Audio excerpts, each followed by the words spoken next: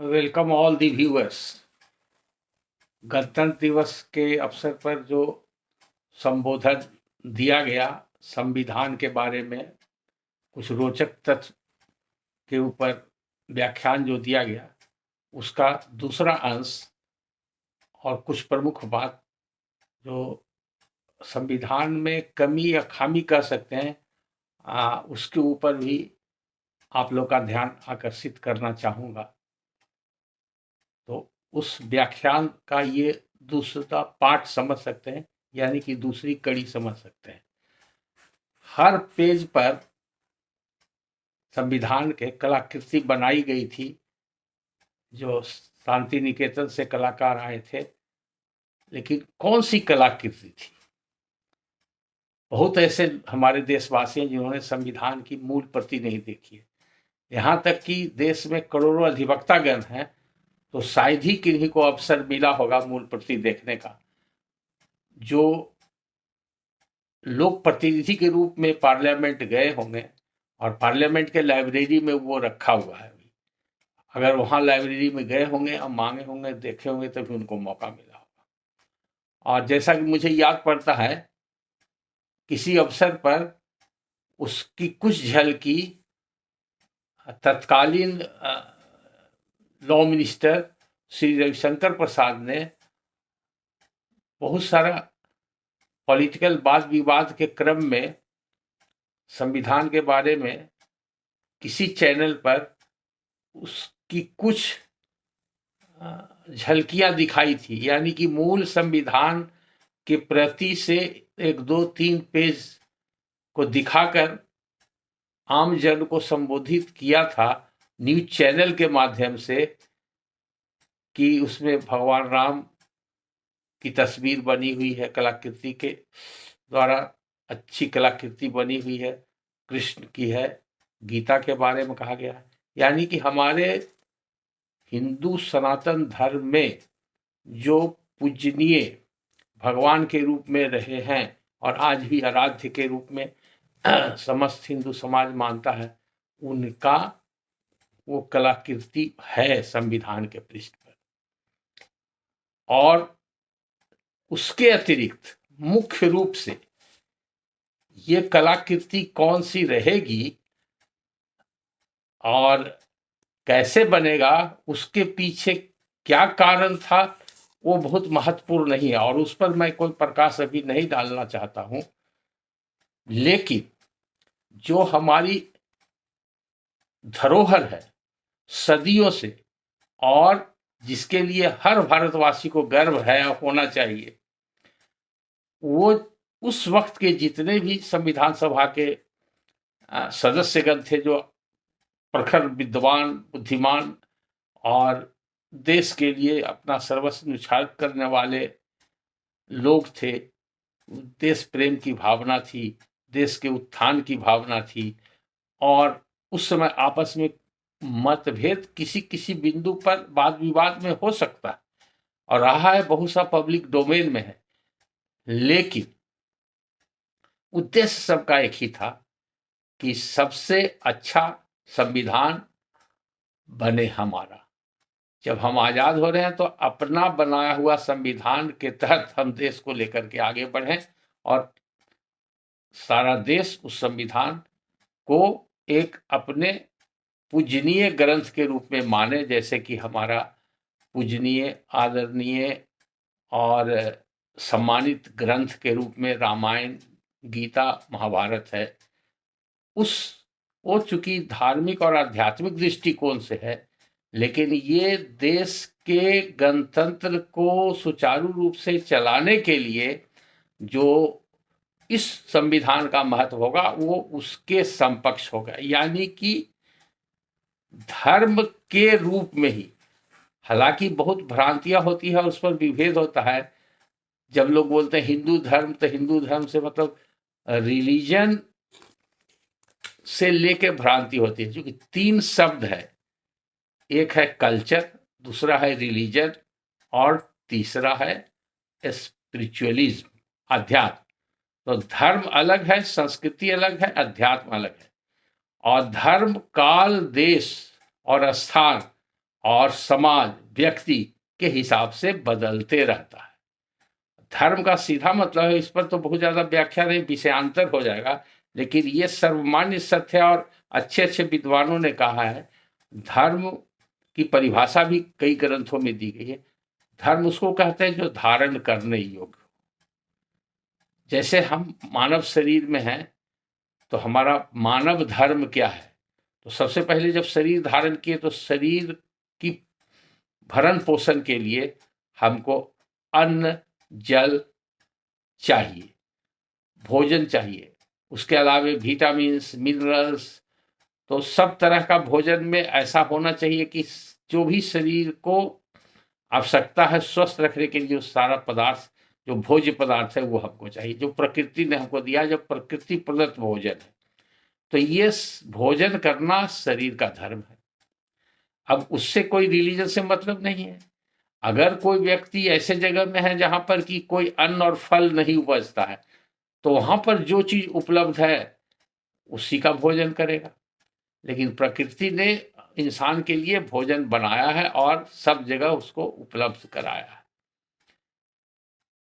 शरीर को गर्मी से, सर्दी से बचाने के लिए वस्त्र धारण करना, ये भी धर्म है।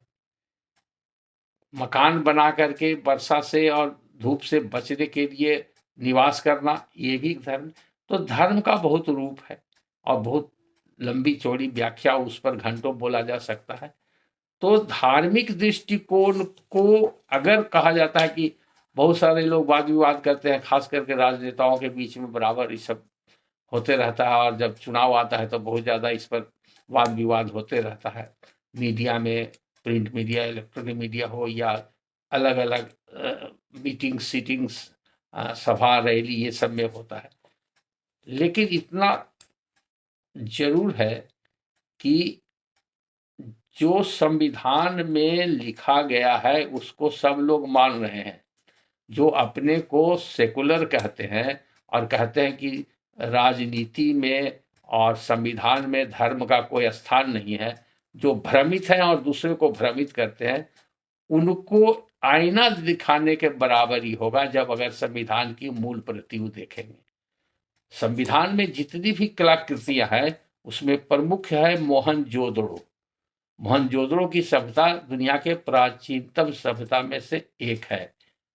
सबसे पुरानी सभ्यता मोहनजोदड़ो और मिस्र की है, तो उसकी कलाकृति उसमें आपको मिलेगी, मोहनजोदड़ो की। उसके बाद रामायण से संबंधित जितनी घटनाएं हुई हैं उसकी कलाकृतियां मिलेगी। महाभारत से संबंधित जितनी घटनाएं हुई हैं प्रमुख, उनकी कलाकृति मिलेगी, वो मूल प्रति जो संविधान के। उसके बाद भगवान बुद्ध से संबंधित उनकी तस्वीर और उनके कार्यकलाप और उनका जो प्रवचन वगैरह, धर्म प्रचार का कार्यक्रम हुआ था, उससे संबंधित आपको उसमें कलाकृति मिलेगी। सम्राट अशोक जो सर्वमान्य रूप से इतिहास के कालजयी पुरुष रहे हैं, जिन्होंने समस्त भारत पर, वो भारत जिसको हम लोग ब्रिटिश इंडिया कहते हैं, जिसमें कि बर्मा और भूटान और अफगानिस्तान और इधर फारस की खाड़ी से लेकर के पाकिस्तान, सिंध, बलूचिस्तान, पख्तूनख्वा जितना भी है सब भारत का अंग था, अविभाज्य भारत का। उस समय अशोक समूचे भारत पर, आज के तारीख में कह सकते हैं बृहत भारत के ऊपर, जो अंग्रेजों के समय में जो ब्रिटिश इंडिया जिसको कहते हैं उससे भी ज्यादा बड़ा क्षेत्रफल था, अशोक ने राज किया था। और माइटी किंग में उनका नाम है, बहुत पराक्रमी थे। कलिंग युद्ध के बाद बहुत ज्यादा नरसंहार हुआ, तो उनको आत्मबोध हुआ और फिर भगवान बुद्ध के शरण में चले गए, राजपाट छोड़ दिए, और उनका पुत्र महेंद्र और उनकी पुत्री संघमित्रा सभी भगवान बुद्ध से दीक्षित होकर बौद्ध धर्म का प्रचार करने लगे। तो उससे संबंधित कलाकृति अशोक और उनके धर्म प्रचार से संबंधित कलाकृति उसमें मिलेगी आपको। उसके अंदर राजा विक्रमादित्य ही वो राजा हैं जिनके समय में भारत को सोने की चिड़िया हम लोगों ने नहीं कहा, बल्कि विदेशियों ने कहा। जहां जहां तक हिंदुस्तान का व्यापार होता था, उस समय में उनके कालखंड में विदेशों में जो आज विकसित देश है उनके पास उतना ज्ञान नहीं था, उतना रिसोर्सेज नहीं था। कपड़ा से लेकर के हर तरह के सामान हिंदुस्तान से वहां बाहर जाते थे, और उस समय करेंसी नोट या करेंसी नोट के रूप में या सिक्का के रूप में उपलब्ध कम होता था, तो सोना के ही टर्म में, तो यहाँ से जो सामान जाता था उसके बदले में सोना था। तो इतना उन्नत था हमारा भारतवर्ष कि भारतवर्ष में सोने का भंडार ही भंडार था सब जगह। इसलिए उस कालखंड के समय में जो मंदिर थे, उन मंदिरों के पास भी उसी वजह से काफी सोना चांदी सब उपलब्ध है, जो आज भी उपलब्ध बहुत सा मंदिर में मिलता है। तो उसके बारे में भी वहां पर कलाकृति है, विक्रमादित्य के बारे में। चूंकि मुगल पीरियड में एक अलग इतिहास रहा, वो भी आज कंट्रोवर्सी में है कि कुछ गलत तथ्य भी पेश किया गया, लेकिन ये तो सर्वमान्य तथ्य है कि बाहर से जितने भी इन्वेडर आए उसमें सबसे ज्यादा लंबा कालखंड भारत पर राज करने का रहा मुगल का। कुछ हिस्सा में बहुत दिन तक रहा, कुछ हिस्सा में कुछ दिन तक रहा। ये गलत इतिहासकारों लोग ने पेंट कर दिया कि समस्त भारत में मुगलों का काल रहा, अब मुगलों का शासन रहा। समस्त भारत पर कभी भी किसी भी मुगल का या बाहर से आने वाले इन्वेडर का शासन नहीं रहा। वो अब फिर से ये ऐसी स्थिति बन गई है कि पुराने इतिहास को दोहराने की आवश्यकता है, सही करने की, सुधार करने की आवश्यकता है, जिसको री राइटिंग ऑफ हिस्ट्री। और जैसा कि ये पब्लिक डोमेन में है, सब लोग को मालूम है कि बहुत सारे आज के इतिहासकार इस पर अध्ययन किए हैं और कर रहे हैं, और कुछ उसमें सुधार करने की प्रक्रिया भी चल रही है। हो सकता है अगले कुछ वर्षों में उसका संविधान का परिवर्तित रूप और परिमार्जित रूप और सही रूप सामने आ जाए। तो मुगल काल का भी उसमें कुछ चित्रण है, अकबर के समय का भी चित्रण है, और इससे ये पता चलता है कि भारत का जो प्राचीनतम इतिहास रहा वो सभी कलाकृति के द्वारा संविधान में दिखाने का, वो जितने भी कलाकार उसमें लगे जो शांति निकेतन से आए थे, वो सब ने उसमें उसको समावेश किया और कलाकृति बनाया जो देखने लायक है। लेकिन इससे ये पता चलता है कि संविधान निर्माताओं को और जो संविधान सभा में सदस्य थे सभी ने उसको स्वीकार किया था। यानी कि आज के तारीख में कोई कहता है कि ये संविधान की बात करेंगे, धर्म की बात नहीं करेंगे, ये हिंदू और मुस्लिम की बात नहीं करेंगे, अगर ये भावना रहती तो संविधान में उन महापुरुषों का, उन देवी देवताओं और भगवान जिनको हम मानते हैं, जो पूजनीय हैं, जो हमारे पूजनीय ग्रंथ हैं, वो सब ग्रंथों की कलाकृतियां और उससे संबंधित जो घटनाएं हुई उसकी कलाकृतियां उसमें बनाई नहीं जाती। और उनको जो कलाकार को बुलाया गया था वहाँ से बंगाल से बुलाया गया था, उनको बुलाने के पीछे भी यही कारण था कि वो सब कलाकृति को बनाया जाए। और इसके लिए जैसा कि मैंने कहा था, जो कलाकार थे नंदलाल बसु, उनको खास करके आमंत्रित किया गया था, क्योंकि उस समय के जाने माने वो कलाकार थे और कलाकृति बनाते थे। और एक जो संस्था उस समय की थी शांति निकेतन, वो विश्व प्रसिद्ध संस्था थी, जिसके कभी रविंद्रनाथ टैगोर भी वहाँ के स्टूडेंट रहे थे, या वहाँ से उनका लगाव रहा था और वहाँ कार्यस्थल उनका रहा था, और बहुत से बड़े बड़े कलाकार वहाँ से निकले हैं। तो उनको बुलाना और संविधान में ये सब लिखाना कलाकृति को देना, ये अपने आप में एक महत्वपूर्ण है। इसलिए आम लोगों को अगर नेताओं द्वारा भ्रमित किया जाता है कि संविधान की सिर्फ बात होगी, धर्म की बात नहीं होगी, राम की बात नहीं होगी, राम मंदिर विवाद में लोग देखे कि राम काल्पनिक पुरुष थे, तो पॉलिटिकल पार्टी लोग अपना सत्ता चलाने के लिए या सत्ता हथियाने के लिए, ये कुर्सी पाने के लिए, चुनाव जीतने के लिए बहुत तरह की भ्रांतियां पैदा करते हैं, लोगों को भ्रमित करते हैं या लोगों को लुभाते हैं। तो कम से कम मेरा उद्देश्य उस कंट्रोवर्सी में नहीं पड़ना है, सच्चाई क्या है और संविधान के ऊपर ही ज़्यादा जब किसी को कुछ नकारना रहता है तो ये संविधान के खिलाफ है। और ये बुद्धिजीवी वर्ग, ये पढ़े लिखे प्रबुद्ध लोग ही ऐसा बोलते हैं।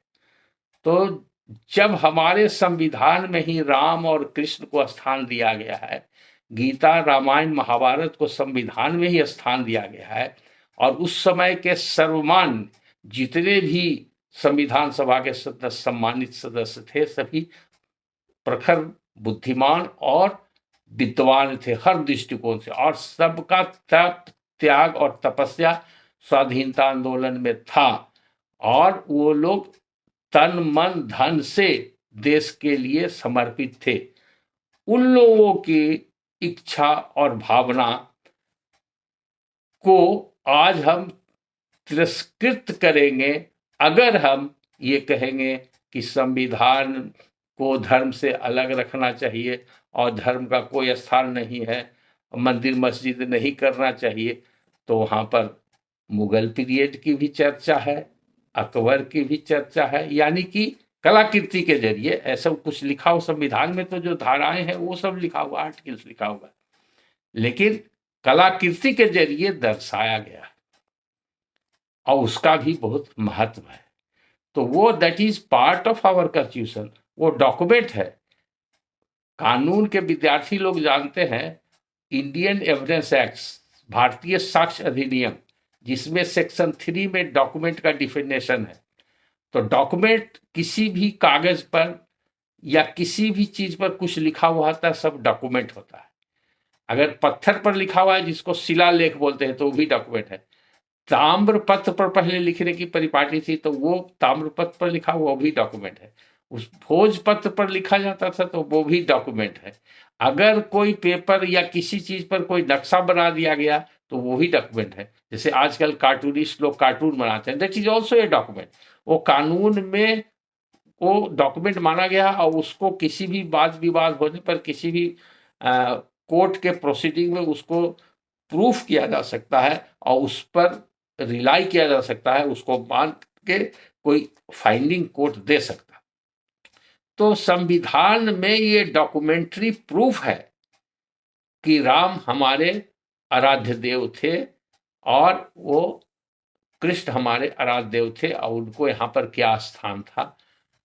तो सभी का कलाकृति के जरिए संविधान में स्थान दिया जाना, अगर हम ये कहते हैं कि संविधान जो है हिंदुस्तान की जनता की भावनाओं के, इच्छाओं के और आवश्यकता के अनुकूल बना, और जो संविधान सभा के लोग थे उन्होंने भारत के जनता के लिए ही संविधान का निर्माण किया था, तो उसकी मूल भावना को अगर हम कहेंगे तो उस मूल भावना से राम कृष्ण को अलग नहीं किया जा सकता और उस पर कोई विवाद नहीं किया जा सकता है। या तो जो लोग विवाद करते हैं वो भ्रमित स्वयं है और जनता को भ्रमित करना चाहते हैं, और नहीं तो अज्ञानी है, उनके पास ज्ञान नहीं है जो इस तरह की बात बोलते हैं, या दूषित भावना से, कूट भावना से किसी खास उद्देश्य की पूर्ति हेतु भ्रम फैला रहे हैं। तो ये एक महत्वपूर्ण है जो आम जनता को जानना चाहिए। और यहाँ तक कि विधि व्यवसाय में लगे हुए जितने भी लोग हैं उन लोगों में भी बहुत लोगों की जानकारी नहीं। जैसा कि मैंने पिछले व्याख्यान में कहा था कि एक संस्करण उसका बाजार में भी उपलब्ध है जिसमें कि कुछ कलाकृति के साथ वो संविधान की प्रति या तो भारत सरकार के परमिशन से छपी हो या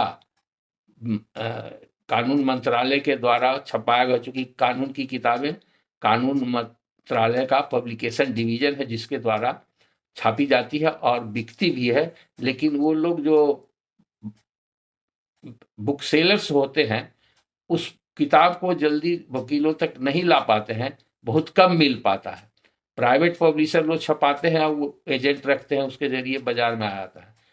तो हम लोग भी खरीदते हैं, गवर्नमेंट पब्लिकेशन प्रेफर करते हैं, क्योंकि उसमें गलती नहीं होती है और बहुत सस्ता होता है। तो गवर्नमेंट पब्लिकेशन में जो भी प्रति आई संविधान की, पहले उसमें कोई कलाकृति नहीं रहती थी, सिर्फ जो आर्टिकल है वही रहता था। बाद में इधर कुछ दिन पहले की बात है, 1-1.5 साल के अंदर वो प्रति छपी है, जिसमें कुछ पृष्ठ दिया हुआ है वो कलाकृति के साथ। तो एक एस्पेक्ट जो छूट गया था उसमें। दूसरा एक महत्वपूर्ण एस्पेक्ट है कि संविधान में बहुत सारे मरम्मत हो चुके हैं, यानी कि अमेंडमेंट हो गया था। जब जैसे आवश्यकता होती है अमेंडमेंट होते रहता है, उस बहुत ज्यादा उसमें महत्व नहीं। मुख्य महत्व क्या है कि संविधान की प्रस्तावना पर ध्यान देने की आवश्यकता है। तो विधि व्यवसायी लोग, अधिवक्ता लोग, जज लोग तो जानते हैं, लेकिन आम जनता के जानकारी के लिए बताते हैं। प्रस्तावना में 3 शब्द लिखा हुआ है, वो बड़ा महत्वपूर्ण है। और प्रस्तावना में जो 3 शब्द लिखा हुआ है, adopt, enact and give ourselves. पूरा प्रस्तावना का जो लैंग्वेज है वो है कि we the people of India, यानी कि हम लोग इसको एडॉप्ट कर रहे हैं, अंगीकृत कर रहे हैं। इनेक्ट कर रहे हैं मतलब अधिनियमित, कानून बनाना को इनेक्ट कहते हैं। अधिनियम का मतलब कानून हुआ, इनेक्ट कर रहे हैं। और गिव आवरसेल्फ, अपने आप को दे रहे हैं, यानी कि आत्मार्पित कर रहे हैं। तो इस पर भी कंट्रोवर्सी होती है। कंट्रोवर्सी इसलिए होती है कि उस समय पार्लियामेंट था नहीं, इलेक्टेड पार्लियामेंट के मेंबर ने मिल करके फिर नॉमिनेट्स कॉन्स्टिट्यूशनल कमेटी को नहीं किया था, संविधान सभा को। तो वो कोई चुनी हुई सरकार के द्वारा या चुनी हुई जनता के प्रतिनिधियों के द्वारा नहीं बनाया।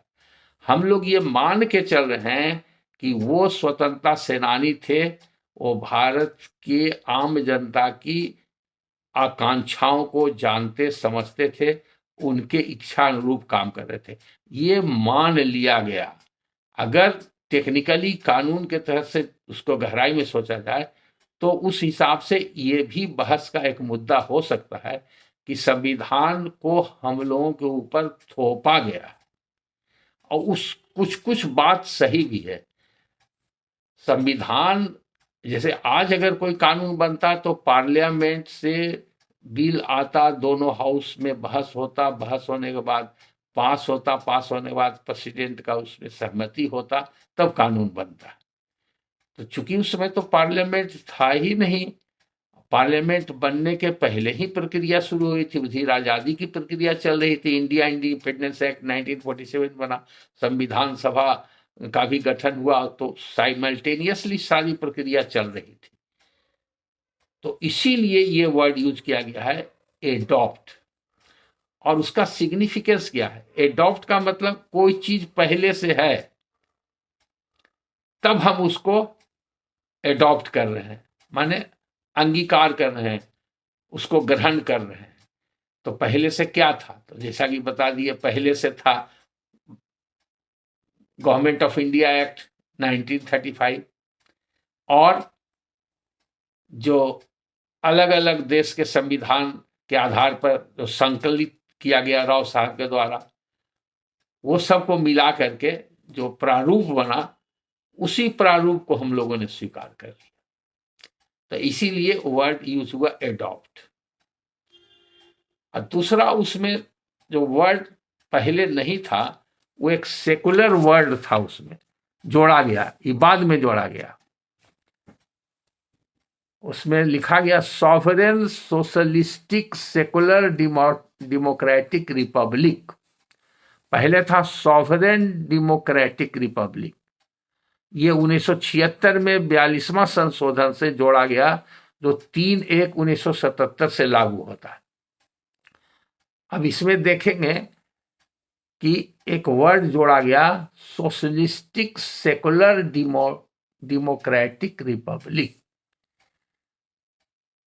तो सोशलिस्टिक में किसी को एतराज नहीं है। ये सेकुलर वर्ड जो है, तो चूंकि उस समय कांग्रेस की सरकार थी, बहुमत था, बहुमत से पास हो गया, आज है, उससे कोई इनकार नहीं है। लेकिन ये सेकुलर वर्ड जो है वो बहुत कंफ्यूजन करता है और वाद विवाद का बहुत बड़ा स्कोप देता है। अगर पहले से, अगर सेकुलर का माने लोग समझते हैं कि धर्मनिरपेक्ष, कोई आदमी कैसे धर्मनिरपेक्ष हो सकता है? हर आदमी का तो अपना अपना धर्म है। तो एक धर्म जिसको हम लोग धारण करते हैं, मानते हैं, और एक धर्म हुआ जो वे ऑफ लाइफ है। जैसे हिंदू रिलीजन के बारे में कहता है, it is a way of life, it is पूजा की पद्धति, वस्त्र धारण करने की पद्धति, खाने पीने की पद्धति, सभी का अलग अलग है, काल देश के हिसाब से, समय के हिसाब से। तो वो धर्म हुआ। अध्यात्म अलग है, अगर हम परमात्मा को मानते हैं या नहीं मानते हैं। अगर मानते हैं तो हम उनको निराकार मानते हैं कि साकार मानते हैं। अगर हम साकार मानते हैं तो किस रूप में मानते हैं। अगर हम एक पर्टिकुलर रूप मानते हैं तो हम किस रूप से पूजा करते हैं। इसमें तमाम बातें हैं, कंट्रोवर्सी। तो अगर आप संविधान को मानते हैं जहां पर कि राम और कृष्ण और महाभारत का दृष्टांत, रामायण का दृष्टांत, और इतिहास में जो हमारे महापुरुष हुए उनके बारे में दिया गया है कलाकृति के जरिए, तो ये कहना कि वो धर्म से हटा दिया जाए और संविधान धर्म से अलग है और धर्म से परे है, और जहाँ संविधान है वहाँ धर्म की बात नहीं हो सकती है, या अगर कोई धर्म की बात करता है तो वह संवैधानिक है, ये सब भ्रांति पैदा करने के लिए। तो अब वो अलग एक विषय है, आज का व्याख्यान में वो नहीं है। कुछ रोचक तत्व जैसे कि मैंने बताया, उसमें से ये था, कलाकृति के बारे में भी कुछ रोचक तत्व है जो कि जानकारी नहीं है लोगों को, और कुछ अब उसमें खामी है, उसके बारे में कुछ जानना जरूरी है लोगों को, या कमी कह सकते हैं। हमारे संविधान में क्या खामी है या क्या कमी है, इसके बारे में कुछ चर्चा करेंगे, और ये जन जन तक ये संदेश पहुंचे और इस पर लोग सोचे, और जो हमारे लीडरान हैं, जो नेतागण हैं, विभिन्न पार्टी के, किसी भी पार्टी के हों, उनको भी इस पर विचार विमर्श करने का मौका मिले और उसके लिए कुछ खास स्तर से, अपने स्तर से कुछ कार्रवाई करें। ये एक बहुत इम्पोर्टेंट एस्पेक्ट होगा इस व्याख्यान का, और उसके बारे में भी हम चर्चा करेंगे। लेकिन यहाँ पर एक शॉर्ट कमिंग्स के बारे में एक शॉर्ट डिस्क्रिप्शन देंगे, पॉइंट वाइज, उसको देखना चाहिए और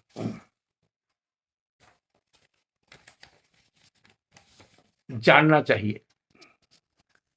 सबसे पहली बात तो ये है कि जो संविधान है उसके बारे में जो प्रस्तावना में कहा गया, it is a union of state,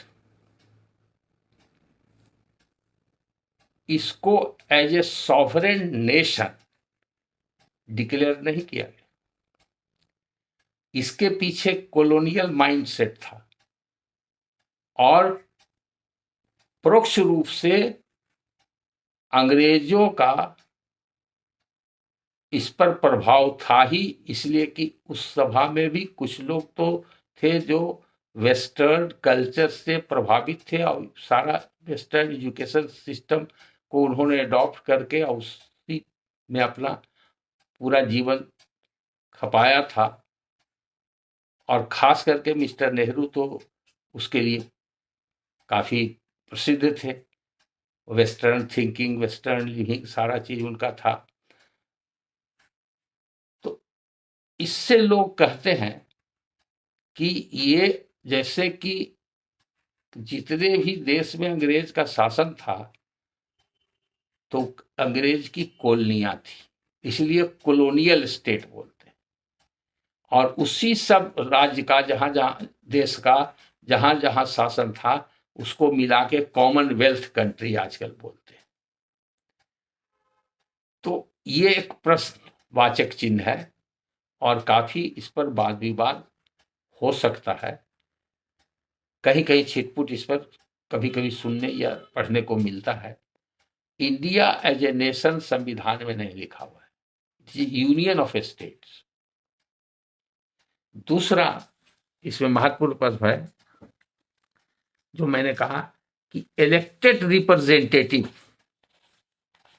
यानी कि अगर विधिवत चुनाव होता, चुनाव होने के बाद जनतंत्र में जनता के द्वारा विधिवत चुने हुए प्रतिनिधि के द्वारा अगर संविधान की रचना की जाती तो वो 100% कहा जाता कि जनता के चुने प्रतिनिधि के द्वारा है, यानी कि वो जनता के द्वारा ही माना जाएगा, क्योंकि जो प्रतिनिधि है वो जनता को रिप्रेजेंट करते हैं। तो एक ये भी डिबेटेबल पॉइंट है।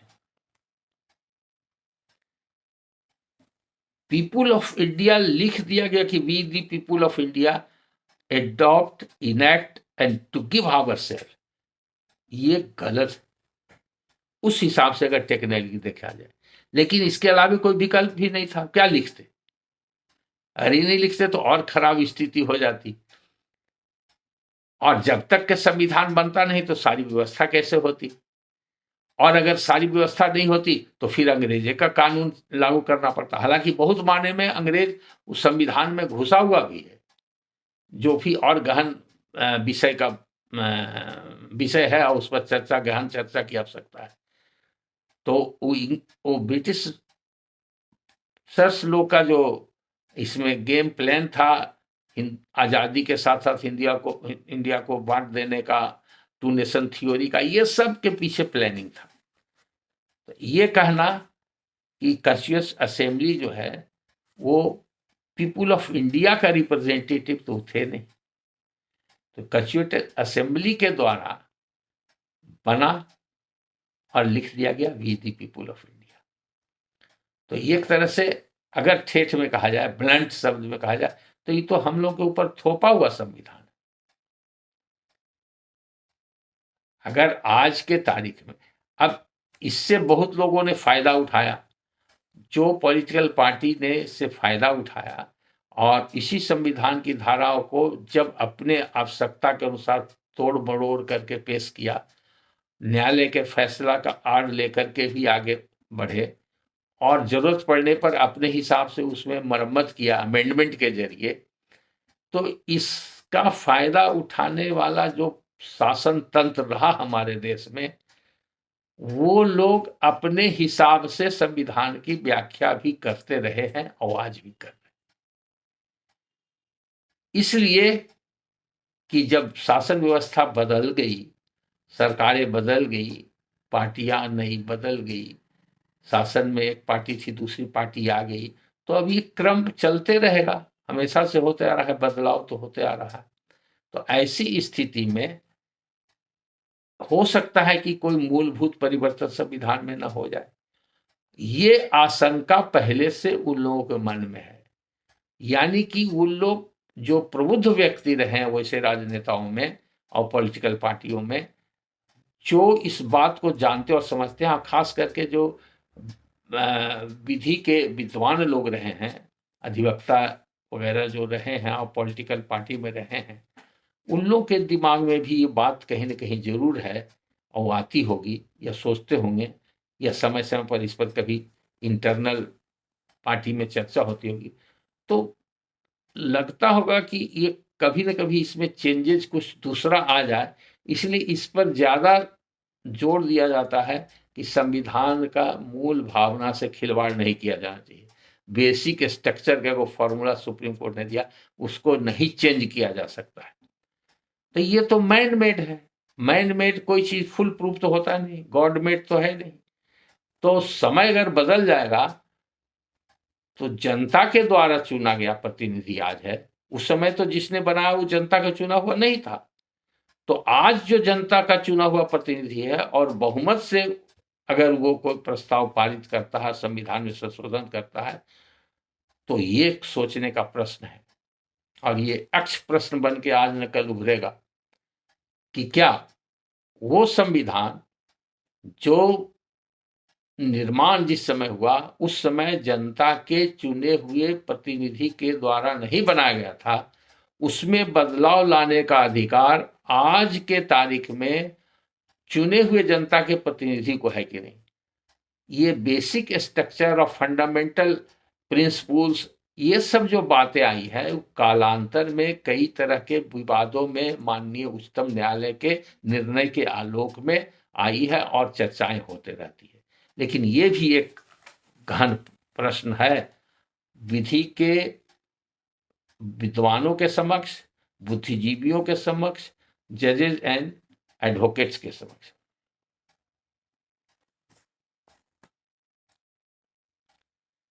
तो 3 पॉइंट आपको जानने लायक है। एक तो एडॉप्ट किया गया है, दूसरा चुने हुए प्रतिनिधि नहीं है, तीसरा यूनियन ऑफ स्टेट है, एक अलग सॉवरेन कंट्रीज के रूप में कॉन्स्टिट्यूशन नहीं बताता है। अब चौथा पॉइंट है कि जो कॉमनवेल्थ कंट्रीज है वो सब कॉमनवेल्थ कंट्रीज में हम जो भेजते हैं अपना प्रतिनिधि उसको हाई कमीशन कहते हैं,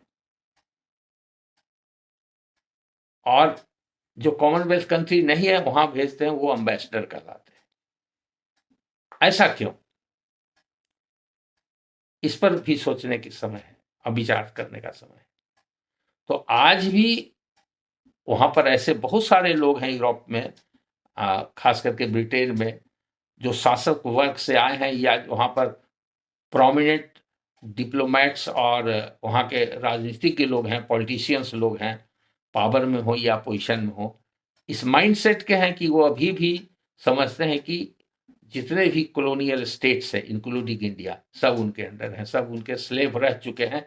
इस माइंडसेट से नहीं उठते हैं, इसलिए कभी भी अंदर खाने वो लोग इंडिया के हितैषी नहीं, वो इंडिया के बढ़ते हुए कदम से हमेशा सावधान रहते हैं और जब मौका मिलता है तो कुछ न कुछ जरूर करते हैं। ये घटनाक्रम पर अगर विचार डालिएगा, प्रकाश डाला जाएगा विस्तृत रूप से कभी, तो देखेंगे कई घटनाक्रम है जिससे उनका माइंडसेट पता चलता है। अब दूसरा चीज ये है कि संविधान बना तो संविधान में भारत का नागरिक कौन होगा, उस समय कोई परिभाषा नहीं दी गई। वहां भारत में तो बहुत लोग रहते थे, बहुत सारे अंग्रेज लोग रहते थे, बहुत से हिंदू लोग कन्वर्ट हो गए थे। और एंग्लो इंडियन की परिकल्पना कैसे हुई? या तो कोई अंग्रेज औरत हिंदुस्तानी से शादी कर ले, उससे जो बाल बच्चा पैदा हुआ एंग्लो इंडियन होगा, या कोई अंग्रेज मर्द हिंदुस्तानी औरत से शादी कर ले बाल बच्चा, तो एंग्लो इंडियन का कंसेप्ट आ गया। तो बहुत सारा कुछ कानून भी बना उन लोगों के लिए, क्रिश्चियन के लिए, एंग्लो इंडियन के लिए, उन लोग के प्रावधान रखा गया। तो उन लोग यही बहुत सारे लोग बस भी गए थे उस समय, बाहर के यूरोपियन कंट्रीज के लोग। तो सिटीजनशिप का होना चाहिए था उसमें कुछ प्रावधान, वो भी नहीं हुआ कि कैसे होगा। अब सबसे बड़ी विडंबना है कि आज के तारीख में एक चपरासी के लिए भी कोई क्वालिफिकेशन होता है, रिटन एग्जाम होता है, इंटरव्यू होता है, लेकिन अगर कोई एमपी का इलेक्शन लड़ना चाहे तो संविधान में उसके बारे में कुछ नहीं, क्या क्वालिफिकेशन होगा। बाद में पीपुल रिप्रेजेंटेशन एक्ट आया उसमें है, और कुछ संविधान में भी है उम्र वगैरह के बारे में, लेकिन मिनिस्टर का तो कोई क्वालिफिकेशन ही नहीं। बिना एमपी बने हुए मिनिस्टर हो सकते हैं, आप लोग रोज देख रहे हैं। तो ये भी संविधान की कमी है। जो पूरे देश पर शासन करेगा, मिनिस्टर बनेगा, उसका कोई क्वालिफिकेशन है, एक टिप्पा मार भी मिनिस्टर बन सकता है। प्राइम मिनिस्टर, मिनिस्टर बन सकता है तो प्राइम मिनिस्टर बन सकता है। ये भी एक गड़बड़ है। दूसरा क्या है, कॉलोनियल माइंडसेट पता चलता है। संविधान में 2 आर्टिकल बनाया गया है। एक आर्टिकल है स्टेट असेंबली के लिए, जिसमें कि 2 एंग्लो इंडियन या क्रिश्चियन मेंबर को गवर्नर नॉमिनेट करेगा, और एक आर्टिकल में है कि पार्लियामेंट में 2 एमपी वो प्रेसिडेंट ऑफ इंडिया नॉमिनेट करेंगे, वो रहेगा ही नॉमिनेशन। तो ये कहां से आ गया? जब हम संपूर्ण रूप से आजाद हो गए तो उनका 2, यानी कि उनका अंग्रेज का फॉलोअर या अंग्रेजियत से प्रभावित या अंग्रेज के संस्था से जुड़ा हुआ व्यक्ति, यानी कि क्रिश्चियन चर्च से जुड़ा हुआ या क्रिश्चियनिटी से जुड़ा हुआ व्यक्ति हमारे पार्लियामेंट और असेंबली में 24 घंटा मौजूद रहेगा, जो हमारी गतिविधियों पर, प्रोसीडिंग्स पर नजर रखेगा, उसका पार्ट एंड पार्सल बनेगा। दूसरी बात है कि संविधान में कई शेड्यूल बने, उसमें भाषा के बारे में लिखा गया कि हमारा जो लैंग्वेज होगा, कौन सा लैंग्वेज होगा, शेड्यूल 8 में।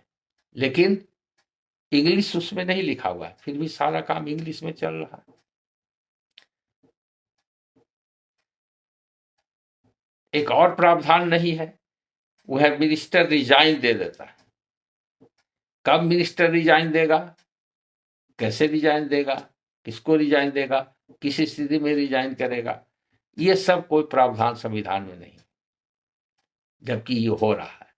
तो अब कहा जाएगा कि 70 साल में ऐसा हुआ है, कई बार ऐसी घटनाएं हुई है, कोई रेल एक्सीडेंट हो गया तो रेल मिनिस्टर रिजाइन कर दिया, कुछ कुछ। और उस समय के खुददार मिनिस्टर लोग होते थे तो कोई इस तरह की बात में रिजाइन करते। आजकल तो कितना इल्जाम लग जाता है उसके बाद भी, जब बहुत बेआबरू होके निकले तेरे कूचे से, जब ये स्थिति आती है तभी लोग निकलते हैं, तो नहीं रहते। उसी तरह से है, एमपी बनने के लिए कोई खास क्राइटेरिया नहीं रखा गया, उसमें साइलेंट है। अब पार्लियामेंट का जब सेशन चलता है और जब कोई डिबेट होता है बिल को पास करने के लिए, तो उसमें वोटिंग होती है, तो मिनिस्टर भी वोट करेगा। मिनिस्टर जो है एमपी भी है, बहुत सारे मिनिस्टर हैं जो एमपी हैं और मिनिस्टर हैं, तो वो वोट करेगा एज ए एमपी या एज ए मिनिस्टर। इसमें क्लैरिटी, इसके बारे में कोई प्रावधान नहीं। अगर एमपी है तो माना जा सकता है कि एमपी की हैसियत कर रहा है, लेकिन ऐसा मिनिस्टर है जो अभी एमपी नहीं है और मिनिस्ट्री में आ गया है, क्योंकि कोई भी मिनिस्टर हो सकता है, एमपी होना जरूरी नहीं है, यह भी संविधान में नहीं, फिर भी हो रहा है। तो यह भी एक विचारणीय प्रश्न है। दूसरा, संविधान में कहीं पर नहीं लिखा हुआ है कि प्राइम मिनिस्टर के अलावा कोई डिप्टी प्राइम मिनिस्टर होगा, फिर भी डिप्टी प्राइम मिनिस्टर पहले भी हुए हैं। उससे भी बड़ी बात है कि संविधान में पॉलिटिकल पार्टी का कोई कंसेप्ट और उस पर कोई चर्चा नहीं। कैसे पार्टी का गठन होगा, पार्टी का क्या क्राइटेरिया होगा, उसकी क्या रिस्पॉन्सिबिलिटी, अकाउंटेबिलिटी होगी, उसी का फायदा आज लोग सब पॉलिटिकल पार्टी उठा रहा है, और उसमें हर पॉलिटिकल पार्टी वाले एक हो जाते हैं। जो कहावत है, चोर चोर मुसेरे भाई, इतना आ रहा है कि फंडिंग लेने के लिए तरह तरह का प्रयोग हो रहा है, उसमें सब पार्टी एक हो जाता है, और इतना चुनाव में पैसा और धांधली और खर्चा होता है। तो ये सब भी खामी है कॉन्स्टिट्यूशन में, उसके बारे में प्रावधान होना चाहिए था। लेकिन हो सकता है जिस समय ये 70 साल पहले संविधान बना, संविधान निर्माताओं ने ऐसा नहीं सोचा था कि ऐसी देश की स्थिति आ जाएगी और हमारे जो प्रबुद्ध वर्ग के लोग होंगे या नागरिक होंगे, उनका मानसिक सोच लोभी और लालची हो जाएगा और इतना निम्न स्तर पर जाके गलत गलत काम भी करने लगेंगे, या इतना भ्रष्टाचार पनप जाएगा। हो सकता है उस समय उन लोगों ने फोर्स ही नहीं किया हो, कोई भी कारण हो, लेकिन ये कमी या खामी हमारे संविधान की है। ये आप ऐसा मान सकते हैं कि वो पार्टी के गठन के बारे में, कितनी पार्टी रहेगी और क्या क्या एक्टिविटीज हो सकता है, कुछ तो प्रावधान होना चाहिए, कोई प्रावधान नहीं। अब एक परंपरा चली आ रही है कि लीडर ऑफ द हाउस का चुनाव और leader of opposition in the parliament, दोनों, राज्यसभा में भी अपोजिशन के लीडर होते हैं, लोकसभा में भी होते हैं, उसी से राज्य में भी होते हैं, इसके बारे में भी कोई प्रावधान संविधान में नहीं बनाया गया था। बहुत बार ऐसा देखा गया है कि कम रिप्रेजेंटेशन है जिस पार्टी का, यानी कि एमपी कम है, उसकी भी सरकार बन जाती है। कोई बाहर से सपोर्ट करता है, कोई अंदर से करता है, राज्य में भी होता है। तो माइनॉरिटी पार्टी, यानी कि जिस पार्टी का बहुमत नहीं है, यानी कि माइनॉरिटी में अल्पमत में है, उसकी भी सरकार बन जाती है। ये कहाँ से बन रहा है और कैसे बन रहा है और वैध है कि नहीं, तो उस पर जो विधि वेतागण है, कभी नहीं डिबेट देखा है कि गलत हो रहा है संविधान में। अगर कुछ देश के हित में और देश के इंटीग्रिटी के लिए या डेवलपमेंट के लिए अगर कोई बोल्ड स्टेप किसी पार्टी या किसी व्यक्ति के द्वारा लिया जाता है और ऐसी संभावना बनती है कि संविधान में बगैर संशोधन किए हुए नहीं हो सकता। हालांकि हम लोगों ने बहुत बार देखा है, खास करके शाहबानो केस में सब लोग जानते हैं, शाहबानो केस में सुप्रीम कोर्ट का जो वर्डिक्ट आया उसको पार्लियामेंट ओवरवेलमिंग मेजोरिटी में कांग्रेस की सरकार थी और उस समय प्रधानमंत्री राजीव गांधी थे, तो सुप्रीम कोर्ट के फैसले को नलिफाई कर दिया गया बाय इनएक्टिंग ए लॉ। तो parliament has established bye it's act supremacy over the supreme court, establish है। अब कुछ समय पहले अभी हमारे जो उपराष्ट्रपति हैं धनखड़ साहब, उन्होंने कह दिया कि पार्लियामेंट ही सुप्रीम, उस पर जजेस लोग का भी रिएक्शन आ गया, पॉलिटिकल पार्टी लोग का भी रिएक्शन आ गया। तो प्रोटोकॉल में तो प्रेसिडेंट ऊपर होते हैं, अब प्रेसिडेंट हेड ऑफ दी सदन के जो हेड होते हैं दोनों सदन के, तो प्रेसिडेंट ही अपॉइंटिंग ऑथोरिटी है जजेस के। तो ये भी, इसके बारे में भी क्लैरिटी संविधान में नहीं है।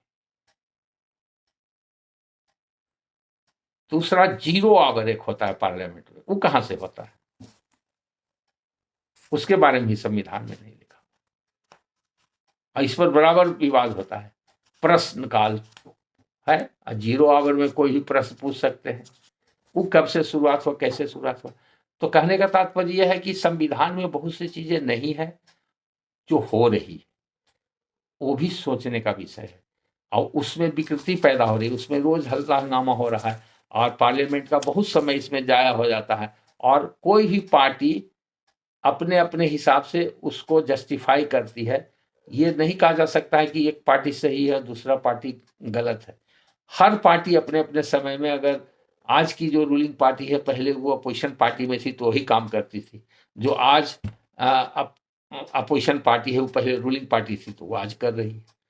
तो इसके बारे में भी कुछ होना चाहिए। और सबसे बड़ी विडंबना है कि पे एंड अलाउंस जो इतना तरह का एमपी को मिल रहा है, वो पे एंड अलाउंस के बारे में अपना ही पे के लिए वो कानून बनाने का उन्हीं को अधिकार है। तो जब मन होता है, जैसे होता है, वो बना लेते हैं। उसके बारे में भी संविधान में कोई चर्चा नहीं किया गया। एक बात तो समझ में आती है कि उस समय के जितने भी लोग हैं त्यागी और तपस्वी लोग थे, जिनको की राष्ट्र निर्माण के लिए चिंता थी, अपना पॉकेट भरने के लिए नहीं, मौज मस्ती के लिए नहीं, शासन में आके प्रशासन करने का, अपने देश के नागरिकों पर शासन करके मौज मस्ती करने का तो उद्देश्य था नहीं। इसलिए इसके बारे में उन लोगों ने सोचा नहीं होगा, इसलिए प्रावधान संविधान नहीं बनाया। उसी का आज लोग फायदा उठा रहे हैं। उसके लिए अलग अपना एक्ट बना लेते हैं और उस एक्ट को अमेंड करके बराबर अलाउंस वगैरह बढ़ाते रहते हैं। तो ये भी एक विवाद है। ये सब ऐसा बहुत सारा मुद्दा है और रिसर्च का विषय है। तो ये रोचक बात से हट करके आप इसको रोचक मान भी सकते हैं और नहीं तो एक आलोचना भी समझ सकते हैं। तो आज के व्याख्यान में इतना ही, फिर बाकी इस संदर्भ में और भी कमियां और खामियां जो भी है और कुछ रोचक बातें वो अगले व्याख्यान में बताई जाएगी। Thank you.